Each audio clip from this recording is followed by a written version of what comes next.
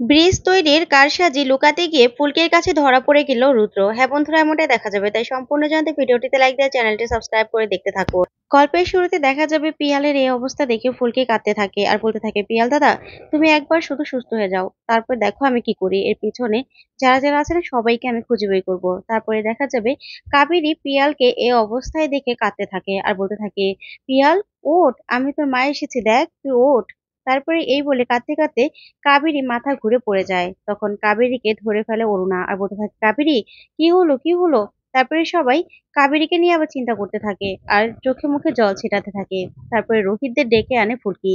তখন রোহিত এসে বলতে থাকে, মা তুমি কাকিমণিকে দেখো, আমরা ডক্টরকে ডেকে আনছি এখনই। এই বলে রোহিত ছুটে যায় ডক্টরকে ডাকতে। এইদিকে কাবেরী চোখ খুলে তাকায়। ওইদিকে দেখা যাবে ফুলকি পিয়ালকে বলতে থাকে, পিয়াল দাদা তুমি ওঠো, দেখো কাকিমণি কেমন করছে তোমার জন্য, ভেঙে পড়েছে, তুমি ওঠো না, তুমি কিছুতে এভাবে চুপ করে থাকতে পারো না, তুমি ওঠো। তারপরে দেখা যাবে ফুলকি প্রার্থনা করতে থাকে। ওইদিকে কাবেরী উঠে বসে বলতে থাকে, পিয়াল, পিয়াল কোথায়, আমার পিয়াল কোথায়, আমি এখানেই থাকবো, আমি এখান থেকে যাব না। তখন সবাই মিলে বলতে থাকে, না তুমি চলে যাও, এখানে আমরা আছি তো, তোমার আরো শরীর খারাপ করবে, দেখবে পিয়ালের কিচ্ছু হবে না, কিচ্ছু হবে না। তারপরে দেখা যাবে কাবেরীকে ডক্টর চেক আপ করতে থাকে।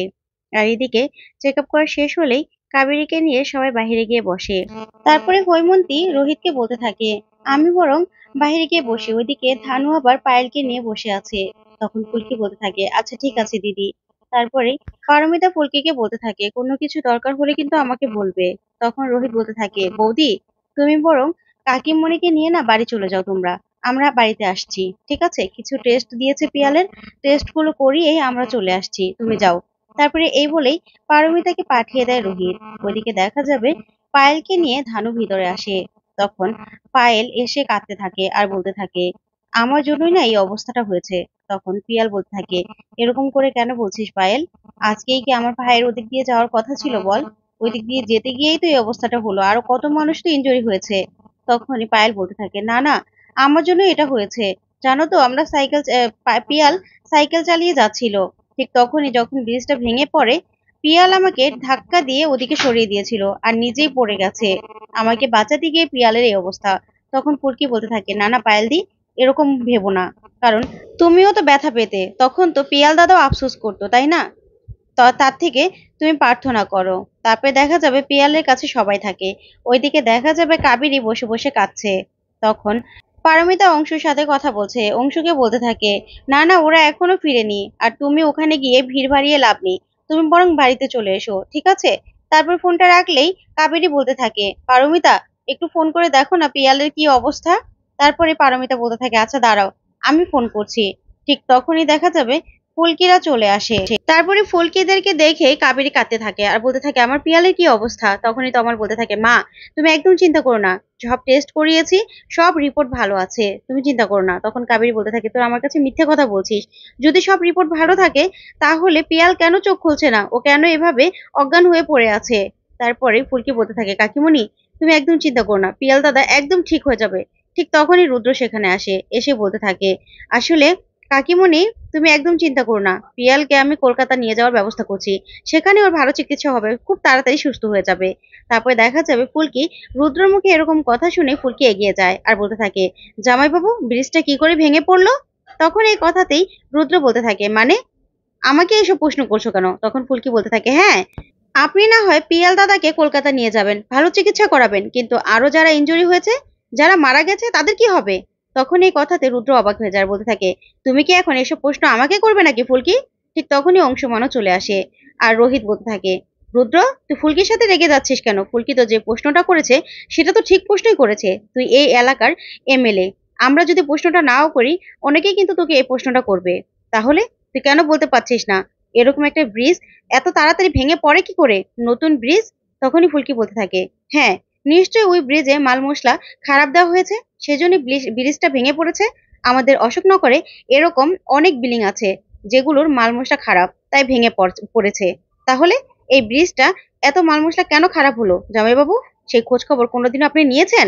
যখন বর্ণাক্তদের ত্রাণগুলো চুরি গেছিল তখনও আপনার কাছে আমরা কৈফিয়ত চেয়েছি, আর এখনো আপনার কাছেই আমি কৈফিয়ত চাইছি যে এই ব্রিজটা কি করে ভেঙে গেল, আজকে এতগুলো মানুষের কেন এত বড় ক্ষতি হয়ে গেল। এই ব্রিজটা তো কদিন আগে আপনি উদ্বোধন করেছিলেন, কি লাবু দিদি, আমি কি ভুল বলছি? তখন লাবুও কিছু বলে না। তখনই রুদ্র বলতে থাকে, রোহিত তুই ওর কথায় নাচছিস আর ওর কথা শুনে তুই আমাকে সন্দেহ করবি? তখন রোহিত বলতে থাকে, দেখ রুদ্র, সন্দেহ করছি না, তবে এর জবাব তো তোকেই দিতে হবে, ফুলকি তো ভুল কিছু বলছে না। তখনই রুদ্র সবার উপর রেগে যায় আর বলতে থাকে, ইনভেস্টিগেশন চলছে আর ব্রিজটা না আমি উদ্বোধন করতে গিয়েছিলাম, আমি নিজের হাতে বানাইনি, তাহলে আমার দিকে আঙুল তোলার কি মানে? আমি তো এখানে পিয়ালের ভালো চিকিৎসার কথা বলতে এসেছিলাম, আর এখানে আমাকে নিয়ে সবাই পড়েছো, আমার পেছনে পড়ে আছো। তখনই অংশ বলতে থাকে, কই, ইনভেস্টিগেশন করার জন্য কোনো অর্ডার তো এখনো আমার কাছে আসেনি। তখন ফুলকি বলতে থাকে, কেন আপনি এখনো তদন্ত করার জন্য কোনো রকম কোনো আদেশ দেননি? তখনই রুদ্র বলতে থাকে, হ্যাঁ, আমার জায়গায় বরং তোমরাই না হয় বসে পড়ো আমার চেয়ারটাতে, তাহলে তোমরাই পটাপট সবগুলো কাজ করে নিতে পারবে, তাহলে ভালো হবে না? তখন ফুলকি বলতে থাকে, কেন, আমরা কেন বসবো, আপনি আছেন কেন? আপনাকে জনগণ যোগ্য মনে করেছে, তাই আপনাকে ভোট দিয়ে পাশ করিয়েছে, আর আপনি এখন জনগণের হয়ে কোনো কাজই করতে পারছেন না। আপনি আবার এসব কথা বলছেন জামাইবাবু? কেন বলছেন? কেন ব্রিজটা ভেঙে পড়লো বলুন? তখনই রুদ্র রেগে গেলেই লাবু বলতে থাকে, তুমি ফুলকির উপর কেন রেগে যাচ্ছ? ঠিকই তো কথা, এটা তো সবাই বলবে, তুমি এমএলএ, তুমি না জানলে কে জানবে? তখন রুদ্র রেগে গিয়ে বলতে থাকে, এজন্যই না আমি বুঝতে পারছি মা কেন এখানে থাকতে পারে না। সবাই ফুলকির কথায় নাচে আর আমার উপর আঙুল তোলে, তো আমি এখনই চলে যাচ্ছি, তোমরা যা ইচ্ছে তা করো, আমি মাকে মন্দির থেকে তুলে বাড়ি নিয়ে যাব। আর লাবু, তুমি কি যাবে? না গেলে নাই, রিকি মাকে ভালো করে খেয়াল রাখতে পারবে। এই বলে রুদ্র রেগে চলে যায়। তারপরে লাবু বলতে থাকে, আমিও যাই, না হলে মাকে রিকি খেয়াল রাখতে পারবে না, তারপর আবার দেখা যাবে অন্য কাণ্ড হয়ে যাবে। আমি যাচ্ছি কাকিমণি, তুমি নিজেকে সামলে রেখো। এই বলে লাবুও চলে যায়। তারপর দেখা যাবে কাবেরী ফুলকিকে বলতে থাকে, ফুলকি, এসব কথাগুলো এখন বলার দরকার ছিল?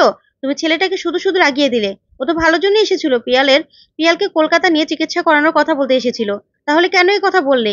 এখন পিয়ালের কে চিকিৎসা করাতে যাবে? তখনই পারমিতা বলতে থাকে, কাকিমণি, তুমি উল্টো কথা বলো না, তোমার কি মনে হয় পিয়ালকে এখন অন্য কোথাও শিফট করে চিকিৎসা করানো অবস্থায় আছে পিয়াল? তখন এই কথা শুনে কাবেরী কাঁদতে থাকে আর বলতে থাকে, আমার পিয়ালটার কি হবে? তারপরে দেখা যাবে শানু চলে আসে আর এসে বলতে থাকে, কাবেরী, তোমরা একদম চিন্তা করো না, পিয়ালের চোখ খুলেছিল আর ডক্টর বলেছে এখন আর কোনো চিন্তার ব্যাপার নয়, কালকে কালকেই তোমরা ওর সাথে দেখা করতে পারবে, এখন ঘুমের ইঞ্জেকশন দিয়ে ঘুম পাড়িয়ে দিয়েছে। যা শুনে সবাই খুশি হয়ে যায় আর ফুলকি বলতে থাকে, যাক, আমার প্রার্থনা কাজে দিয়েছে, আমার প্রার্থনা শুনেছে, পিয়াল দাদা চোখ তুলে তাকিয়েছে, পিয়াল দাদা সুস্থ হয়ে যাবে। তারপরে এই বলে ফুলকি খুব খুশি হয়ে যায়। ওইদিকে কাবেরী আর অরুণা সাথে সাথে মন্দিরের দিকে ছোটে। তারপর দেখা যাবে ফুলকি বলতে থাকে আর রুদ্রের কথাগুলো ভাবতে থাকে যে, জামাইবাবু এভাবে রেগে গেল, তার মানে জামাইবাবু এই সবকিছু পিছনে নেই তো, আমাকে যে করি হোক সবটা জানতেই হবে। এই বলে ফুলকি মন্দিরে ছুটে যায়। তারপরে দেখা যাবে ফুলকি মন্দিরে গিয়ে প্রার্থনা করতে থাকে আর বলতে থাকে, জামাইবাবু কিংবা কারা কারা এর সাথে জড়িত আছে সবাইকে আমি ধরতে চাই, তুমি শুধু আমার সাথে থেকো আর আমাকে একটা ক্লু পাইয়ে দাও যে জামাইবাবু এই সবকিছুর মধ্যে জড়িত কিনা। এই বলে ফুলকি প্রার্থনা করে তারপর বাহিরে আসলে ওইদিকে দেখা যাবে রুদ্র যে এই ব্রিজটা নির্মাণ করেছে তাকে ধরে আর বলতে থাকে, এরকম করে ব্রিজটা ভেঙে পড়লো কি করে? তখনই সেই লোকটা বলতে থাকে, স্যার কি করব, যে টাকাটা আসে তার বেশি অর্ধেক টাকাই তো আপনাদের ফান্ডে দিতে হয়, যেই টাকা থাকে এর থেকে ভালো ব্রিজ হয় নাকি?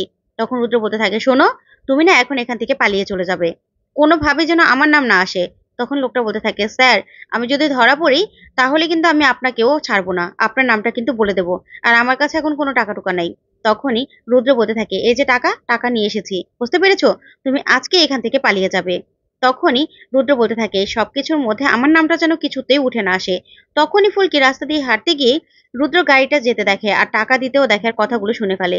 তখন ফুলকি বলতে থাকে, মা কালী, এ আমি কি দেখলাম? তাহলে কি আমার সব সন্দেহই ঠিক, জামাইবাবু এই সবকিছুর পিছনে আছে? না না, আজকে আমি কিছুতেই ছাড়বো না।